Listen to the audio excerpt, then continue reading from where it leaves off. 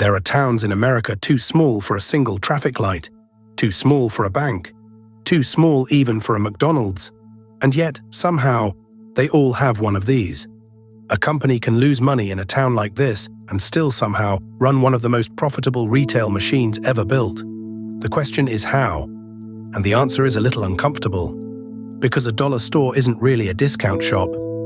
It's 3 different machines hiding behind $1 sign. By the end of this, you'll understand why the people with the least money end up paying the most per item, why these stores deliberately build where nobody else will, and why the model that quietly conquered America is, right now, starting to crack. Welcome to Money Margins. Let's open the books.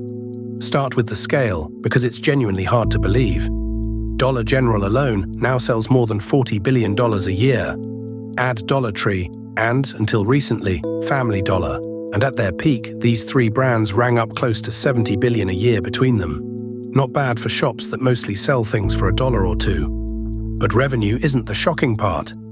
This is, counted together, America's dollar store chains now have more locations than McDonald's, Starbucks, and Walmart combined. Dollar General alone runs nearly 21,000 stores, and for 31 straight years, its sales at its existing stores never once fell, straight through recessions that flattened everyone else. And yet the margins are deceptively thin, about 30% gross, but after all the costs, barely 3 or 4% actually lands as profit.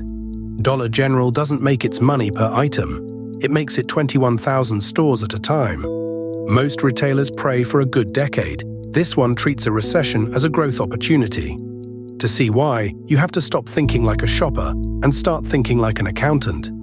Walk into a dollar store and the first thing you'll notice is what's missing. Staff. A typical store runs on a skeleton crew, 6 to 10 people on the books, and often just 2 or 3 actually working at any one time.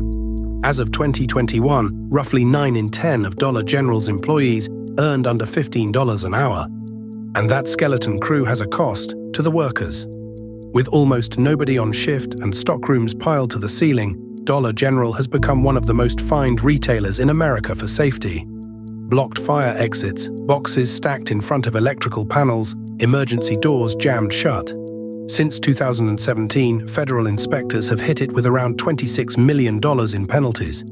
And in 2024, it signed a rare company-wide settlement, paying $12 million and promising, essentially, to stop trapping its own staff behind the merchandise. The second thing missing is choice. A Walmart carries around 140,000 different products. A dollar store carries about 10,000. That's not laziness, it's the whole trick. Fewer products means simpler stores, smaller buildings, cheaper logistics, and enormous buying power on the narrow range they do stock. Strip out staff, strip out selection, strip the store down to a steel box. And you've built something that can survive on a level of sales that would starve a normal shop, which is exactly what lets it go where normal shops can't. Now for the uncomfortable bit. The genius of the dollar store isn't that it's cheap, it's that it only looks cheap. Take a bottle of detergent. At a dollar store, you might pay $1 for enough to do about 5 washes, roughly 20 cents a wash. At a big box store, the giant jug costs far more upfront, but works out under 12 cents a wash. So the customer with the least money pays the most per wash, not because they're foolish, because they're broke. They can find $1 today. They cannot find $20 for the big jug that would actually save them money. The dollar store sells the only thing its customer can truly afford, a small enough amount. And that customer is the heart of the business. By Dollar General's own figures, around 60% of its sales come from households earning under $30,000 a year. That is the engine. A business built on the maths of being poor, where being unable to buy in bulk quietly becomes someone else's profit margin. Here's where it becomes a property strategy in disguise. To make thin margins work, you need rent to be almost nothing. So dollar stores chase the cheapest land in the country, the small, remote, half-forgotten places. By Wendover's reporting, the rent on one of these rural stores can be barely 6 figures a year, with total overhead under $1,000 a day. And remoteness feeds on itself. Put a dollar store in a town of 400 people, and you've quietly guaranteed that no supermarket will ever bother to open there. The dollar store already took the only demand worth having. The remoteness that makes the town poor is exactly what makes the store unbeatable. It doesn't compete with the market. It replaces the market. One store, one road, one captive town. Multiply that by 20,000 and you have a map of America's quiet monopolies. Now you might think this is a rural story. It isn't. The very same model runs in the middle of big cities, in the neighborhoods supermarkets abandoned, where a chain looked at the income, looked at the postcode, and quietly redlined it off the map. The dollar store moved into that gap too. And here the harm gets sharper. When a fresh food grocer is barely hanging on, a dollar store next door can be the final push. Nearby, grocery sales can fall by up to a third. The grocer closes, and the neighborhood is left with aisles of tinned and frozen, and not a fresh vegetable for miles. In some cities, there are dozens of these stores within a few miles of downtown, and the campaigners will tell you the calories arrived, but the nutrition left. It's a genuinely hard trade-off. For a lot of these communities, a dollar store is the difference between some shop and no shop at all. The question is whether something quietly forecloses the chance of something better. So here's the obvious question. Where does all that money go? Not into the towns. Back in 2007, the Wall Street firm KKR took Dollar General private in a $7.3 billion buyout, put in under $3 billion of its own money, and floated the company back onto the stock market just 2 years later, walking away eventually with roughly 3 times what it put in. Today, Dollar General is owned almost entirely by big institutional investors, funds in New York, not families in the towns the stores serve. Every dollar of profit a captive town generates is, by design, a dollar that leaves that town for good. And that money machine isn't even one company. Lumping them together hides the real story. Dollar General is the rural cash machine we've just described. Dollar Tree is the true believer, the one that genuinely tried to sell everything for a single dollar. And Family Dollar was the awkward third, bought in 2015 by Dollar Tree for around $8.5 billion. In a bidding war, it beat Dollar General to win, and then spent a decade regretting. Family Dollar never quite fit. Over the years, Dollar Tree wrote down more than $10 billion of the value it had paid, admitting on paper that the prize was worth a fraction of the price. And in 2025, it did the thing companies only do when a bet has truly failed.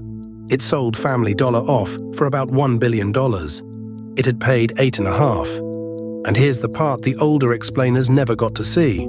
The dollar itself broke. In November 2021, Dollar Tree did the unthinkable and raised its signature price from $1 to $1.25, its first increase in 36 years, then started stocking $3, $5, even $7 items.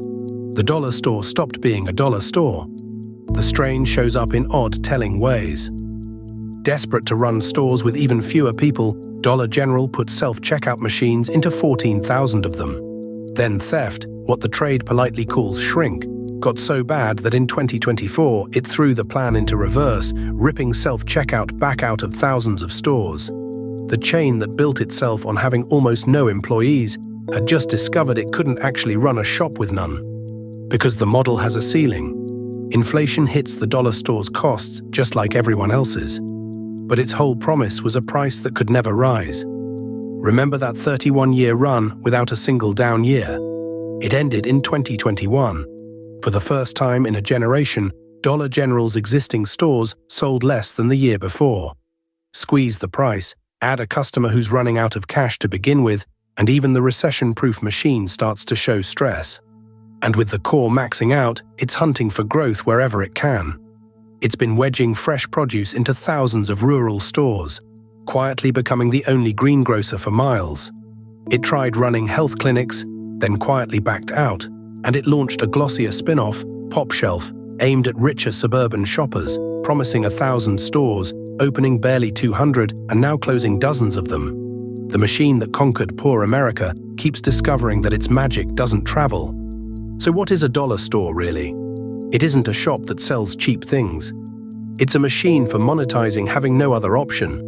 The only store, in the only town, for the only customer who can't go anywhere else. That's what made it almost unbeatable.